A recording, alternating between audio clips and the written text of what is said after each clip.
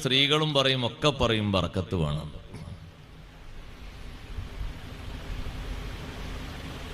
ആണുങ്ങൾ ആണുങ്ങളുടെ വകയായിട്ടും പെണ്ണുങ്ങൾ അവരെ വകയായിട്ടും ദീനീ ഖിദ്മത്തിൽ നേതൃത്വം നൽകണം, സജീവതയുള്ളവരാകണം. അള്ളാഹുവിൻ്റെ ദീനീ രംഗത്ത് നമ്മുടെ വീടും കുടുംബവും സജീവമാണെങ്കിൽ ബറക്കത്ത് അല്ലാഹു തആല തരും. മുൻഗാമികൾക്ക് അല്ലാഹു തആല ബറക്കത്ത് നൽകിയത് അങ്ങനെയല്ലേ?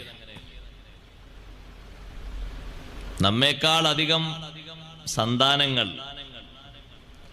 നമ്മുടെ അത്ര ജീവിക്കാനുള്ള സൗകര്യങ്ങൾ ഇല്ല, ഇഷ്ടം പോലെ ബാധ്യതകൾ, അതൊക്കെ പൂർത്തീകരിച്ച് ഭംഗിയായി നിർവഹിച്ചാണ് ഈ ദുനിയാവിൽ നിന്ന് അവർ വിടവാങ്ങിയത്.